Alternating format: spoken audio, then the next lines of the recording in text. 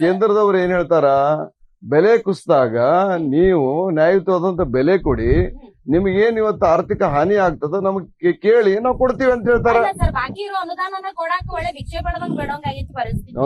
ಇನ್ನು ಕೊಟ್ಟ ಮೇಲೆ ಕೊಡ್ತಾರ ಅನ್ನೋದು ಏನ್ ಗ್ಯಾರಂಟಿ? ಕೊಟ್ಟೆ ಕೊಡ್ತಾರ, ಕಾನೂನು ಅದದು. ಇವ್ರಿಗೇನ್ ಹಾನಿ ಆಗ್ತದ ಅದು ಬೆಂಬಲ ಬೆಲೆ ಬರ ಖರೀದಿ ಮಾಡ್ಬೇಕು. ಖರೀದಿ ಮಾಡಿದ್ಮೇಲೆ ಏನ್ ಹಾನಿ ಆತಂದ್ರೆ ಇಷ್ಟ ಹಾನಿ ಆಗಿದೆ ಕೊಡೋದ್ ಕೊಟ್ಟೆ ಕೊಡ್ತಾರ. ಕೊಡುದಂತ ಪ್ರಶ್ನೆ ಇಲ್ಲೇ ಇಲ್ಲ.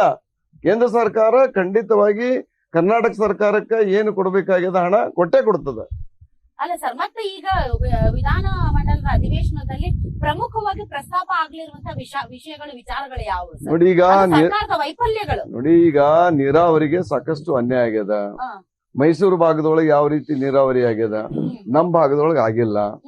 ಇವತ್ತು ಆಲ್ಮಟ್ಟಿದು ಎತ್ತರಿಸ್ಬೇಕಂತಕೊಂಡು ಕೇಂದ್ರ ಸರ್ಕಾರ ಅನುಮತಿ ಕೊಟ್ಟರು ಕೂಡ ಇವರು ಮಾಡ್ತಾ ಇಲ್ಲ. ಆಮೇಲೆ ಏನು ಮುಳುಗಡೆ ಪ್ರದೇಶ ಆಗ್ಯದ ಅವ್ರಿಗೆ ಪರಿಹಾರ ಕೊಟ್ಟಿಲ್ಲ. ಸಾಕಷ್ಟು ಇದಾವ್. ಮತ್ತೆ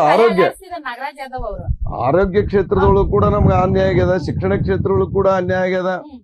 ಯಾಕಂದ್ರೆ ಇಲ್ಲೆಲ್ಲಾ ಶಿಕ್ಷಕರ ಕೊರತೆ ಬಹಳ ಅದ. ಸಂಕನೂರ್ ಸರ್, ಇದು ನೀವು ಈಗಿರುವಂತಹ ಆಡಳಿತ ಪಕ್ಷ ಕಾಂಗ್ರೆಸ್ ಅನ್ನ ಗುರಿಯಾಗಿರಿಸಿಕೊಂಡು ಮಾತಾಡ್ತಿದ್ರು ಅಥವಾ ಉತ್ತರ ಕರ್ನಾಟಕದ ಒಬ್ಬ ಪ್ರಭಾವಿ ನಾಯಕರಾಗಿ ಸತತವಾಗಿ ಉತ್ತರ ಕರ್ನಾಟಕ ಆಗ್ತಾ ಇರುವಂತಹ ಅನ್ಯಾಯದ ವಿಚಾರದಲ್ಲಿ ತಾವು ಮಾತಾಡ್ತಿದ್ದೀರಿ ಸರ್? ಹಿರೇಗೌಡ ಮೇಡಮ್ ಅವರ, ನಿಮಗ್ ಗೊತ್ತದ, ನಾನು ಮೂಲತವಾಗಿ ಉತ್ತರ ಕರ್ನಾಟಕದ ಒಬ್ಬ ಪ್ರಜೆ.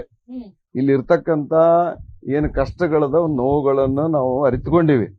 ಬರೇ ಬಿಜೆಪಿ ಅಂತಲ್ಲ, ಬಿಜೆಪಿ ಕೂಡ ಪಕ್ಷದ ನಾನು ಅದರಿಂದ ಎಲೆಕ್ಟ್ ಆಗೀನಿ. ನಾನು ಎರಡೂ ದೃಷ್ಟಿಯೊಳಗೂ ಮಾತಾಡ್ಬೇಕಾಗ್ತದ. ಮೂಲತಃ ನಾನು ಈ ಭಾಗದ ಕರ್ನಾಟಕದ ಒಬ್ಬ ಪ್ರಜೆ. ಸರ್, ತಾವು ಉತ್ತರ ಕರ್ನಾಟಕ ಭಾಗದವ್ರಾಗಿ ಸರ್, ಇಡೀ ಡಿಸೆಂಬರ್ ಒಂದು ತಿಂಗಳ ಜಾತ್ರೆ ಅಂತ ಹೇಳಿ ಎಲ್ಲಾರು ಬಂದು ಹೋಟೆಲ್ ರೂಮ್ ಬುಕ್ ಮಾಡ್ಕೊಂಡು ಏನು ಸಡಗರ ಸಂಭ್ರಮದಿಂದ ಓಡಾಡ್ತಾರ. ಒಂದು ಆಫೀಸ್ ಶಿಫ್ಟ್ ಆಗಿತ್ತೇನ್ರಿ ಸರ್ ಈ ಕಡೆ? ಅಲ್ಲ, ನಾವು ಹಲವಾರು ಬಾರಿ, ನಾ 11 ವರ್ಷ ಆಯ್ತು MLC ಆಗಿ.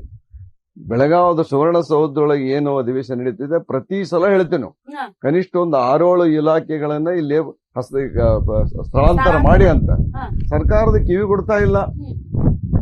ಈಗೂ ಕೂಡ ಒತ್ತಾಯ ಮಾಡ್ತೀವಿ, ಮಾಡ್ಲಿಕ್ಕೆ ಬೇಕು. ಸರ್, ನೀವು ಹಿಂಗ ಹೇಳಿದ್ರು ಯಾವುದೇ ಸರ್ಕಾರಗಳು ಕಿವಿ ಕೊಡ್ತಿಲ್ಲ ಅಂದ್ರೆ ಅರ್ಥ ಮಾಡ್ಕೊಳ್ಳಿ, ನೀವು ಉತ್ತರ ಕರ್ನಾಟಕ ಭಾಗದ ನೀವು ನಾಯಕರುಗಳಿಗೆ ಎಷ್ಟು ಗಟ್ಟಿ ಧ್ವನಿ ಐತಿ ಮತ್ತು ನಿಮ್ಮ ಧ್ವನಿಗೆ ಎಷ್ಟು ಬೆಲೆ ಐತಿ ನಿಮ್ಗ ವಿಧಾನಮಂಡಲದಲ್ಲಿ ಅಂತ. ಸರ್ಕಾರದ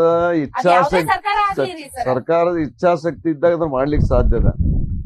ಮುಖ್ಯಮಂತ್ರಿಗಳ ಇಚ್ಛಾಶಕ್ತಿ ಇರಬೇಕು. ಈ ಭಾಗಕ್ಕೆ ನ್ಯಾಯ ಕೊಡಬೇಕಾತಪ್ಪ ಅಂತಂದ್ರೆ ಇಲ್ಲಿ ಇಲಾಖೆಗಳನ್ನು ಶಿಫ್ಟ್ ಮಾಡಬೇಕು.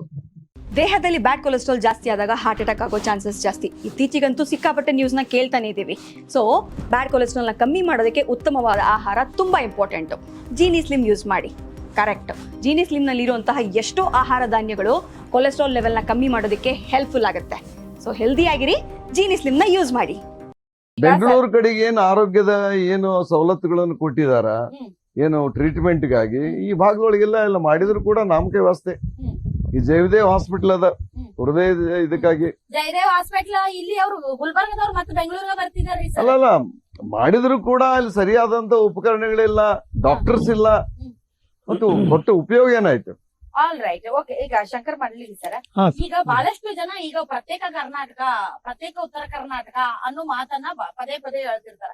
ಮೋಸ್ಟ್ಲಿ ಇಂತಾವ್ ಕೇಳಕ್ ತಲೆ ಕೆಟ್ಟ ಹೇಳ್ತಾರಂತ. ಯಾಕೆ ಅಂತಂದ್ರೆ ಈಗ ನೋಡ್ರಿ, ಸಂಕನೂರ್ ಅವ್ರು 11 ವರ್ಷದಿಂದ ವಿಧಾನ ಪರಿಷತ್ ಸದಸ್ಯರಾಗಿದ್ದಾರೆ.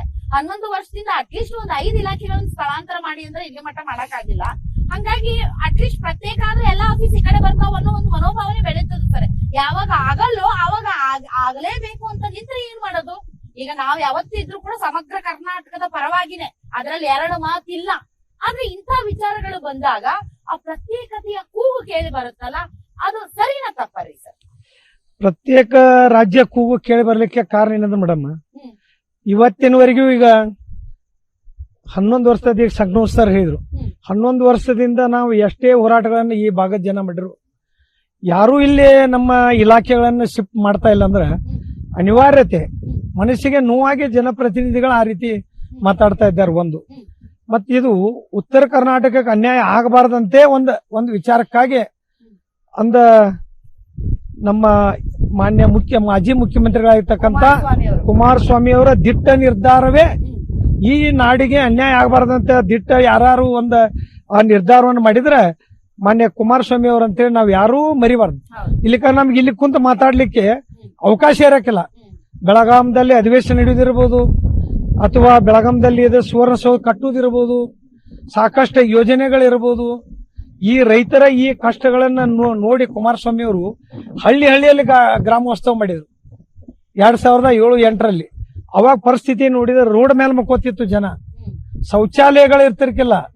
ರೈತರ ಸಮಸ್ಯೆಗಳನ್ನು ನೋಡಿ ಎಲ್ಲಿ ಹೋದ್ರು ಬರೀ ರೈತರ ಆತ್ಮಹತ್ಯೆ, ರೈತರ ತೊಂದರೆಗಳು ನೋಡಿ ನೋಡಿ ನೋಡಿ ಕುಮಾರಣ್ಣವರು ಇದು ಸಮಸ್ಯೆಗಳನ್ನು 8 ಬಿಟ್ಟು 2025 ಬಂದ್ಬಿಡ್ರಿ ಸರ್. ಈಗ 25 ಬಂದ ಮೇಡಮ್ ಬರಲ್ಲ. ಯಾಕೆ ಹೇಳ್ಬೇಕಂದ್ರೆ ಆ ವಿಷಯನ ಆ ಸಮಸ್ಯೆಗಳನ್ನ ನೋಡಿ ನೋಡಿ ಯಾಕೆ ಅಂತಂದ್ರೆ ಕುಮಾರಸ್ವಾಮಿ ಅವರ ಒಂದು ದಿಟ್ಟ ಪ್ರಯತ್ನದಿಂದ ಅವರು ತೆಗೆದುಕೊಂಡ ನಿರ್ಧಾರ ಮತ್ತೆ ಯಡಿಯೂರಪ್ಪನವರು ಶಂಕುಸ್ಥಾಪನೆ. ಎಸ್ ಮೇಡಮ್, ಎರಡು ಸಮ್ಮಿಶ್ರ ಸರ್ಕಾರ ಅವತ್ತು ಅಲ್ಲ ಈಶ್ವರಪ್ಪನವರು ನಮ್ಮ ಇವರು ಯಡಿಯೂರಪ್ಪನವರು ಇದ್ರು ಸಮ್ಮಿಶ್ರ ಸರ್ಕಾರ ಅಂತ ಹೇಳ್ತಾ ಅಲ್ಲ ಇದ್ದಾರೆ. ಯಡಿಯೂರಪ್ಪನವ್ರ ಹೆಸರು ಯಡಿಯೂರಪ್ಪನವರು ಮತ್ತು ಕುಮಾರಣ್ಣ ಯಡಿಯೂರಪ್ಪನವರು ಸಮ್ಮಿಶ್ರ ಸರ್ಕಾರ ಯಡಿಯೂರಪ್ಪನವರು ನೋಡ್ರಿ, ಅವತ್ತಿನ ಮುಖ್ಯಮಂತ್ರಿ ಕುಮಾರಣ್ಣ ಕುಮಾರಸ್ವಾಮಿ ಅವರು ಮುಂದಕ್ಕೆ ಬರ್ರಿ. ಈಗ ಮುಂದಕ್ಕೆ ಬಂದು ಏನಾಗಿದೆ ಮೇಡಮ್, ಯಾವುದೇ ಈ ರೈತರ ಹೋರಾಟಗಳಿಗೆ ಬೆಲೆ ಇಲ್ಲ ಒಂದೇದ್ದು.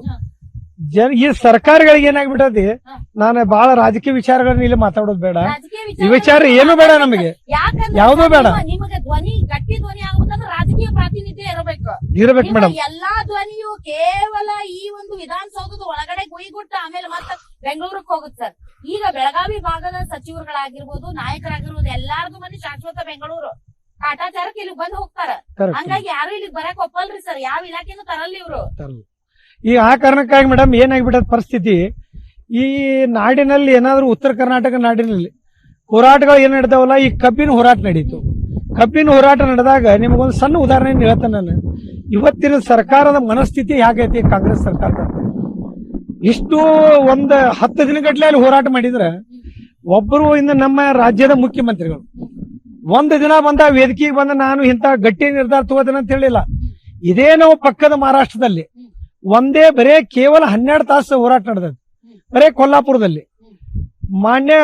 ನಮ್ಮ ಮಹಾರಾಷ್ಟ್ರದ ಮುಖ್ಯಮಂತ್ರಿ ಫಡ್ನವೀಸ್ ಅವರು ವಿಶೇಷ ಹೆಲಿಕಾಪ್ಟರ್ ತಗೊಂಡ್ಬಂದು 12 ಗಂಟೆ ಒಳಗ 12 ತಾಸು ಒಳಗಾಗಿ ಅಲ್ಲಿ ಬಂದ ವೇದಿಕೆಯಲ್ಲಿ ಕುಂತು ಆ ಸಮಸ್ಯೆಯನ್ನು ಬಗೆಹರಿಸಿ ಅವ್ರು ಹೋದ್ರು. ನಮ್ಮಲ್ಲಿ ಇಲ್ಲಿ ಹೋರಾಟ ಮಾಡಿ ಗಾಡಿ ಬೆಂಕಿ ಹಚ್ಚಿ ಎಲ್ಲ ಏನ್ ಆಮೇಲೆ ಮುಂದಿನ ಕೆಲಸ ಚಲೋ. ಆಮೇಲೆ ಒಂದು ಕಲ್ಲ ತೂರಾಟ ಎಚ್ ಕೆ ಪಾಟೀಲ್ ಬಂದ, ನಾನು ಅದಾದ್ಮೇಲೆ ಏನು ಆಗ್ಲಿಲ್ಲ. ಶಿವಾನಂದ ಪಾಟೀಲ್ರು ಬಂದು ಮಾತುಕತೆ ಆಗಿ ಮತ್ತೆ ಮರುದಿನ ಒಂದು ಇತ್ಯರ್ಥ ಆಯ್ತು ಮೇಡಮ್. ಅದು ಮೇಡಮ್ ಏನ್ ಕೇಳ್ರಿ, ಮಾನ್ಯ ಮುಖ್ಯಮಂತ್ರಿಗಳು 50 ಬಂದ್ರ ಅವರು. ಎಸ್ ಮೇಡಮ್, ಅವರು ಮಾನ್ಯ ಮುಖ್ಯಮಂತ್ರಿಗಳು ಹೇಳ್ತಾರೆ, ನಾನು 3200 ರೂಪಾಯಿ ಪೆಟ್ರೋಲ್ ಕೊಡ್ತಾರೆ, 50 ರೂಪಾಯಿಯನ್ನ ಇನ್ನು 50 ರೂಪಾಯಿ ಅವ್ರು ಕೊಡ್ಲಿಕ್ಕೆ ಹೇಳಿದ್ದೇವೆ,